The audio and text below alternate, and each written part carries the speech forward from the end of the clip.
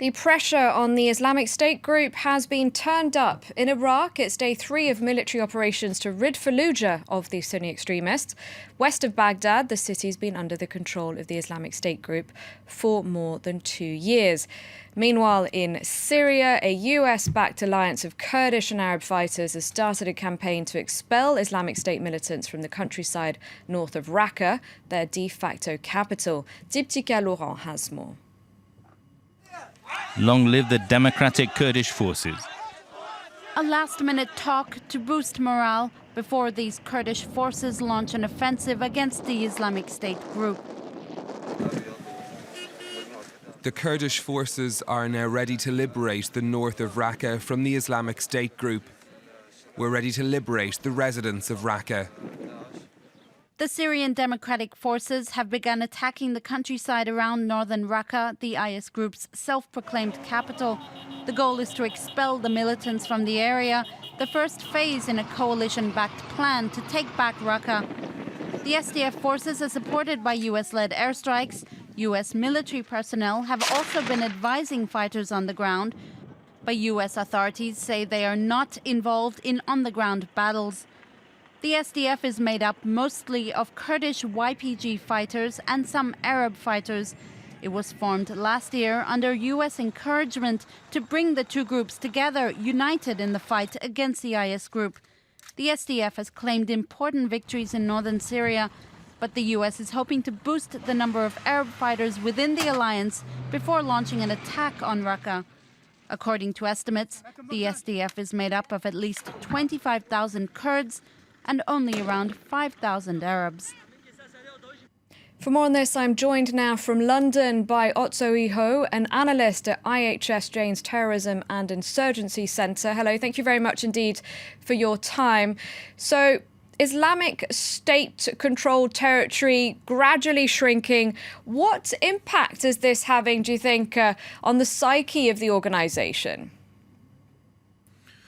Well, the Islamic State has indeed been losing territory under unprecedented military pressure over the last few months, and it has had to shift its tactics accordingly.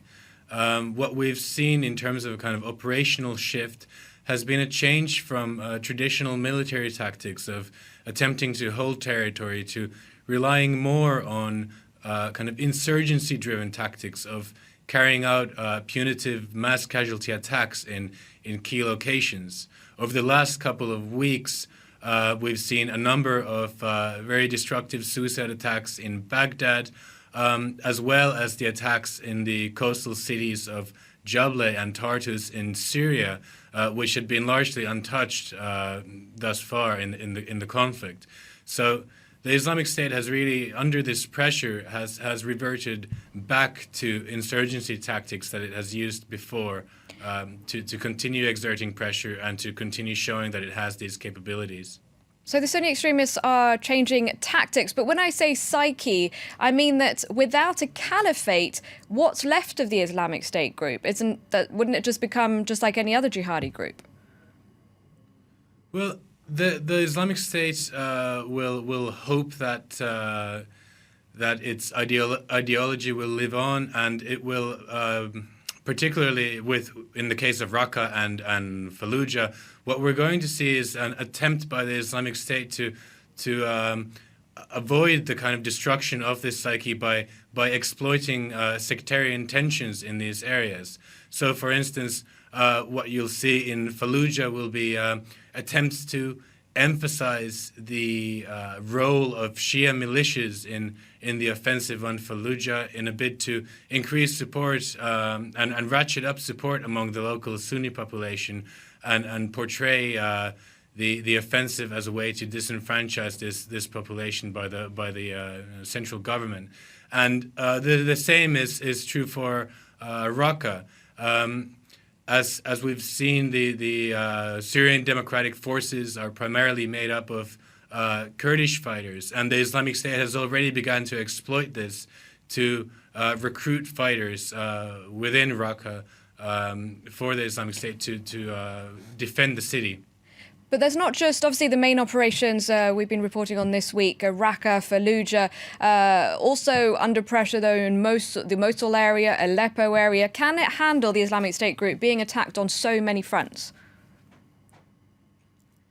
It is likely to lose more territory as the offensives go on. But what we're also likely to see is that it will stage concerted defenses in these areas, and none of these offensives are going to be quick and easy, so to speak.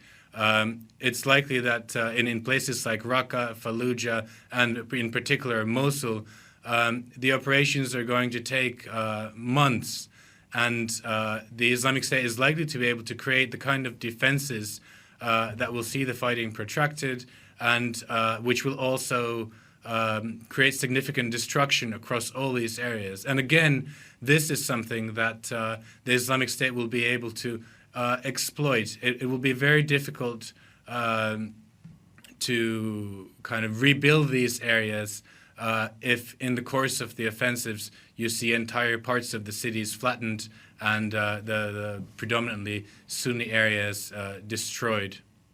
Okay, Otso IHO, thank you very much indeed for your time.